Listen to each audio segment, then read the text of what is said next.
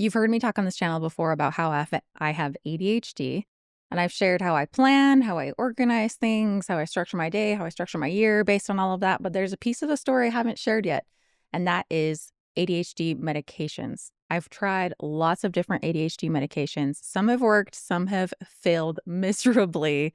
And I thought it might be helpful to share that story with you today.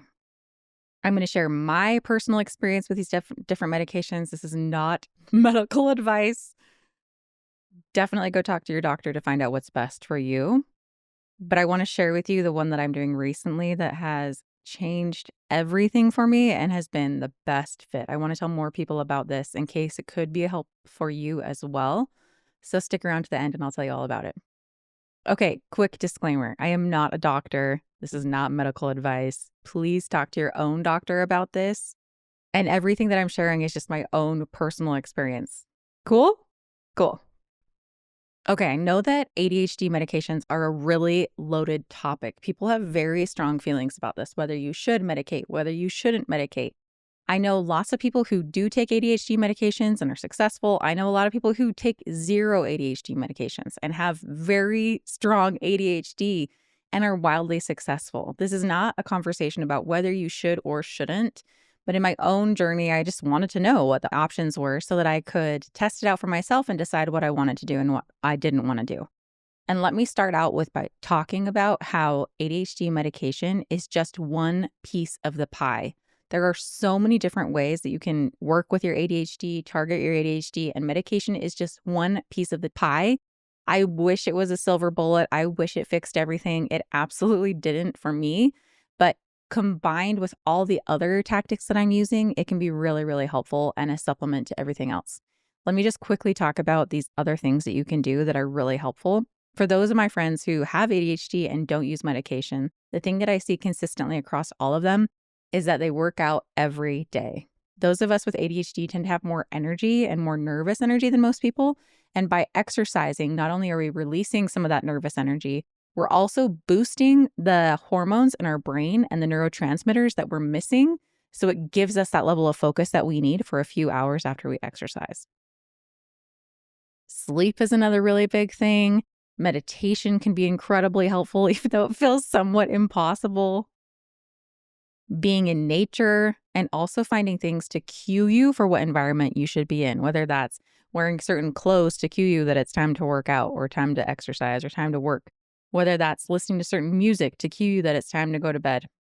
Regularly using different cues in your environment can be a really easy way to signal to your brain what it's time to do and move to the next thing.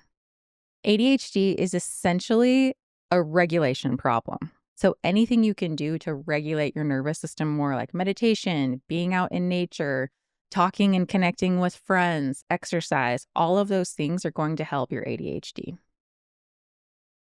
Okay, so with that said, let me tell you a little bit more about my story. I was diagnosed late with ADHD. I was diagnosed at age 38. And it was wild because before that, I thought maybe I had depression. I'd been diagnosed with maybe major depressive order, but I was like, this doesn't feel like exactly it. I'd been diagnosed with anxiety and I was like, what are you talking about? I'm not somebody who has anxiety. Like I didn't know what was wrong. And there was a lot that was all melded together because I also have a history of trauma. And trauma and ADHD show up in very similar ways. And so actually when I had talked to one psychiatrist about it, I said, I think maybe I have ADHD. My husband keeps reading about it and he says, I think maybe you have this. I asked her about it and she's like, I don't know. It looks like it could just be trauma. So for me, it was really hard to get diagnosed and find out what was actually going on.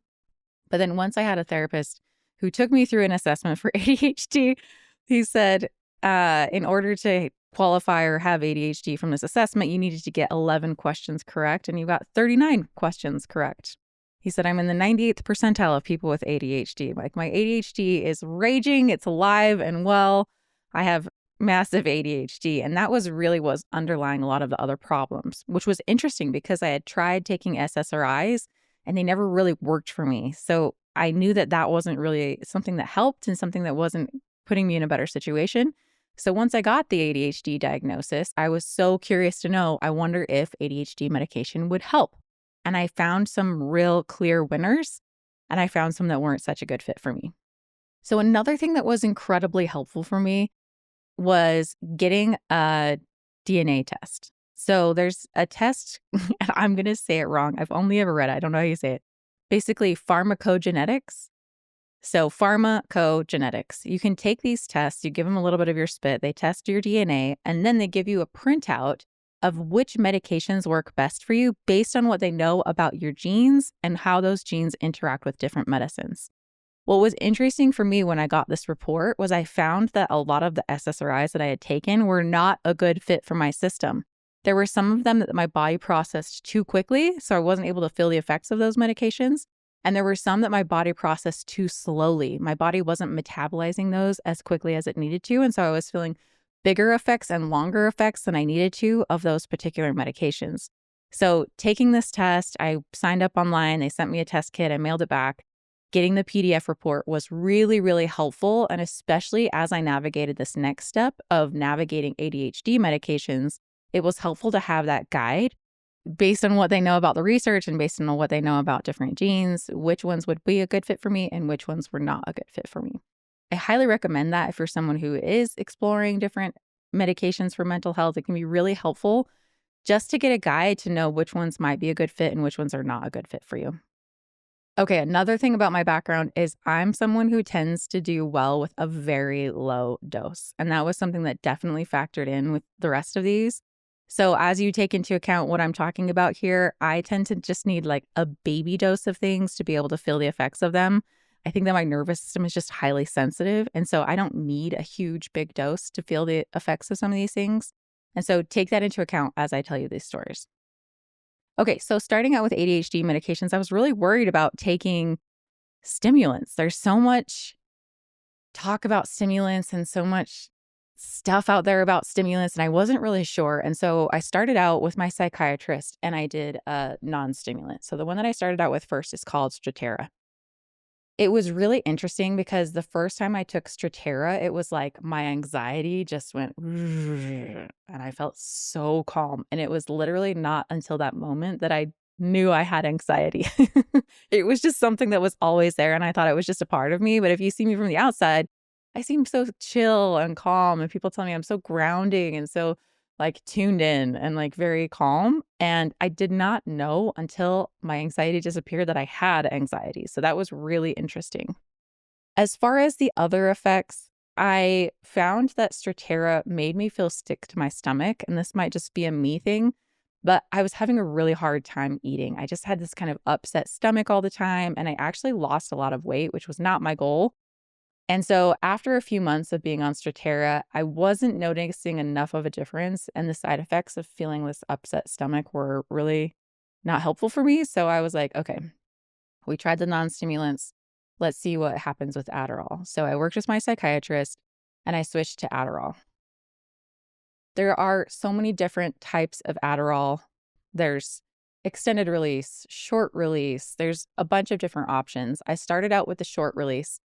And the very first time, just a very low dose, the very first time I took Adderall, I think I cried 5 different times. And not for what you might be thinking.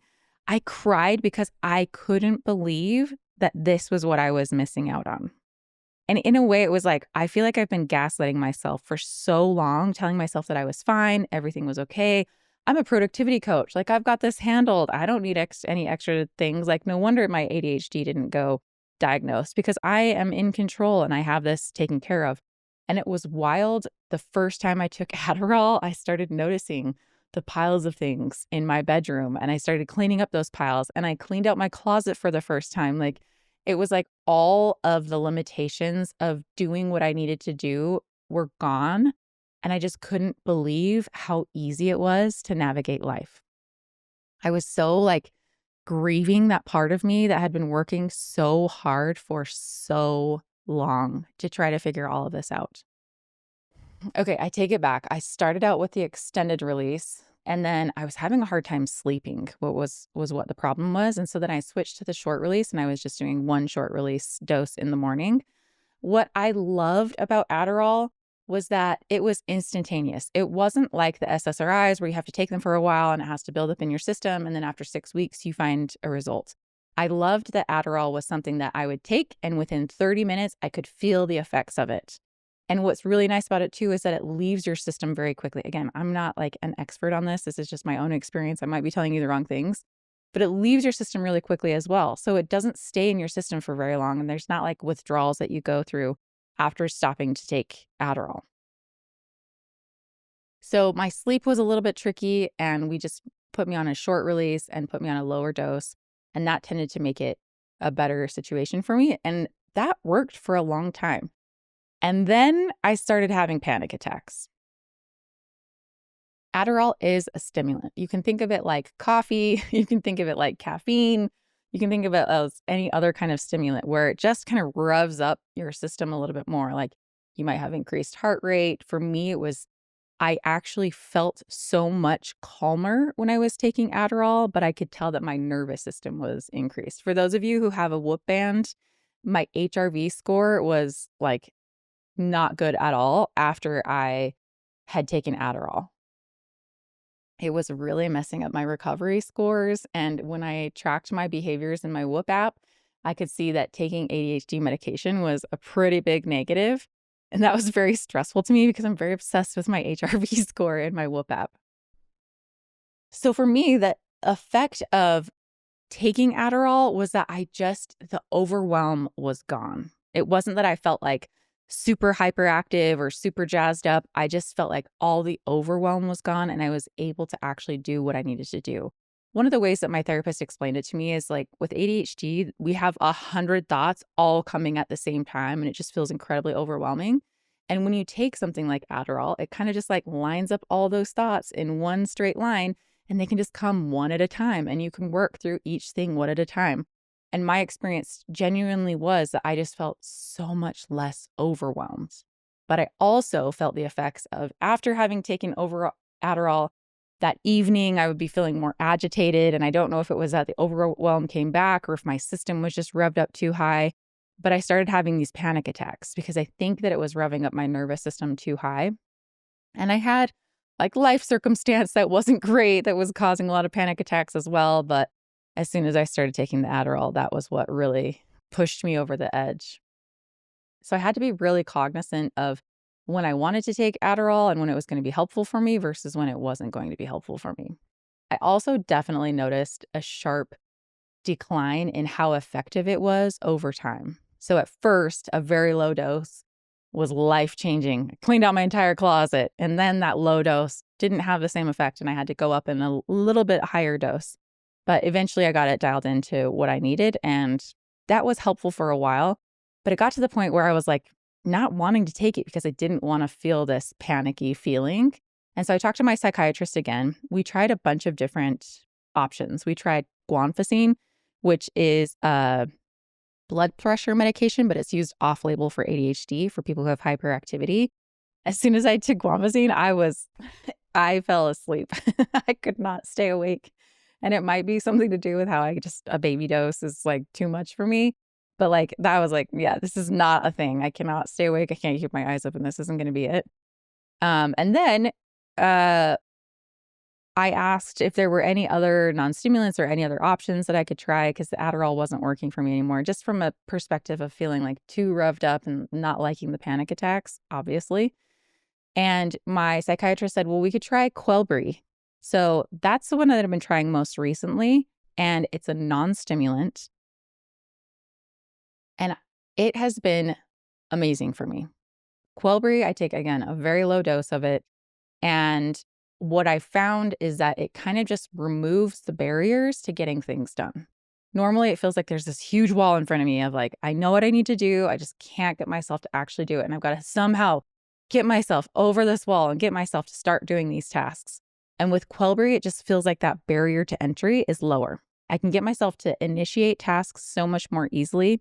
And I've also noticed that it helps a lot with my emotions.